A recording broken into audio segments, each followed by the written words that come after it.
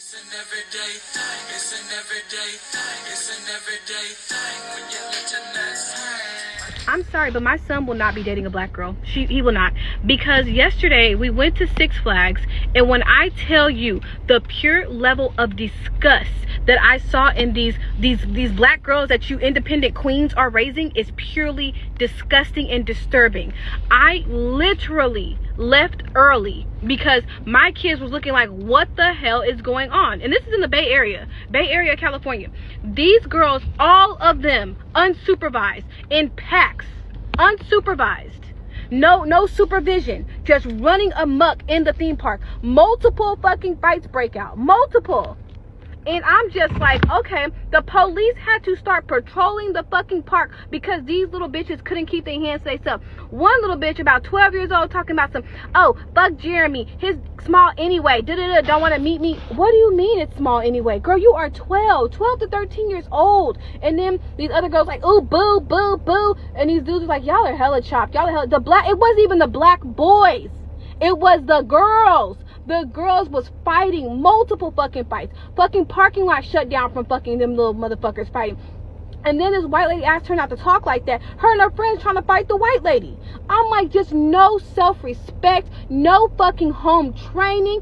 And I see why, and I seen a lot of, when I seen the black boys with the white girls coupled up looking cute, I seen the Mexican kids, I seen the Asian, only ones outside acting a fucking ass was the black girls. And I'm specifically saying black girls. There was no black boys acting the ass. It was the black fucking girl. Oh, fuck that bitch, she bumped into me. You are 16 years old. Calm down. When I tell you, you bitches are raising little miniature fucking single fucking baby mamas, that's what the fuck y'all raising. Because them little motherfuckers don't respect themselves. They don't respect nobody else. I do want to take a moment to apologize for my statements in my video earlier about how my son wouldn't date a black girl. I do want to apologize about that because I didn't realize that people just accept the behaviors of black girls that I find impulsive, I find disgusting, and I find disturbing. So I do want to take a moment to apologize for that. If that is the behaviors that you guys accept, then that is the behavior that you guys accept. And I should not be judging people for what they believe in. You know, if you believe that they were okay in that behavior, then that is okay, and that's what you accept. I mean, me personally, when I saw 4 girls trying to jump a white woman for her asking them not to say P-U-S-S-Y and D-I-C-K in front of her kid, and you know, they're like 5 and 7-year-old girls, I personally feel like that was wrong. But again, you guys said that that's kids being kids, and that is fine. I've gotten a lot of backlash, and you know what? At the end of the day, if that's the way y'all are raising y'all kids and y'all feel like y'all kids can act that way, I am not one to judge. And again, my words, when I was saying it, I was very upset because of what I saw. You know what I mean? Like, it's not that my son wouldn't date a black girl. It's more or less like those type of black girls I would steer my son away from. And yes, I do give him guidance, and his dad does give him guidance to not put up with disrespect. You know what I mean? If a girl is going to be loud and disrespectful and fighting and a hooligan and all this other stuff, you don't deal with those type of girls, like, at all. So again, I think that the way that I viewed this younger generation, I guess I didn't have a clear understanding of it. But now that you guys have told me in multiple videos that I was wrong for calling them BITCHs and saying that they were, and was wrong for calling them HOEs for basically talking about penises and, you know, having sex and all this other stuff at 12 years old, I guess, you know, I just wasn't aware that that was okay in the community. You know what I mean? So I do apologize for that. I'm gonna just step in and say, a lot of people aren't accepting of the apology. I'll be honest. I don't see anything wrong with what she said, because it was harsh. That it's a harsh reality that people gotta understand. Sometimes we need that harsh push, and it is people who are accepting of this behavior. Because don't think that these kids don't act like this at home. They might not use the language but I'm guaranteeing you that if you listen to their playlist, if you listen to what their parents listen to, it rolls downhill. Now, fortunately, I don't listen to ratchet music, in the car, but there might be some gangster music that comes on. But my kids I have daughters, they're far from gangster. They just see daddy just enjoying himself with his music, and they don't understand it, and they don't give a damn. They're not finna go out and run and start gang banging. And I don't even act gangster around them to where it's like they think that it's cool and to want to date someone like their father. That's not the case. But I do believe if there is a woman that is acting a mother acting ratchet, and her kids will pick that up, or she's picking it up from what she sees on TV, and the parents aren't regulating what they see on TV, because what kids can do is pretty much, now that's TV and Zeus are $5 to $10 a month on Apple, and those kids can get money through Apple Pay and pay that, and their parents will never see what is being purchased on their phone. So now they're watching baddies and stuff on their phone. They don't need to go to the living room TV like we used to have to. We used to have to go to the living room TV and watch whatever was on TV. And if it was unpleasing, my father would come in there and cut it off if he heard one too many cuss words. My mom was more lenient on what we watched, but as a young man, my father put one time he cut on his CD player, and DMX was in there, or is it DMX or the show? One of the CDs, DMX or the show, and one of my sisters left the CD in there, knowing damn well he was about to listen to it. And what song came on? It's an everyday thing when you let your nuts hang. Crack. I think it was the show. He cracked that. He listened to like a couple songs. Like the first song on there is like everyday thing when you let your nuts hang. And yeah, so that's how that happened. So again, she's being harsh, but it's the people who are okay with this, and they're judging her. Oh, you can't say that about them, girl. Bye. We ain't trying to hear you. You don't want, man. Listen. Until it happens to you, then until you see it, you're not gonna go up to those girls and try to give them no guidance. In fact, a lot of you people that see this, 99% of you people that see this won't say anything. The white lady said something and she almost got jumped.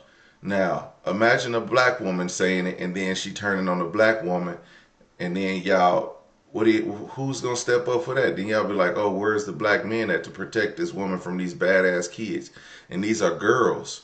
So, I'm not saying that it's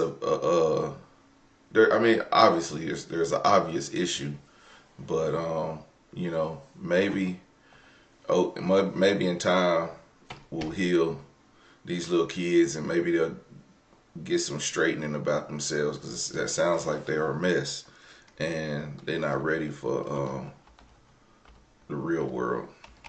So, and this lady's name is Rika the Black Bari.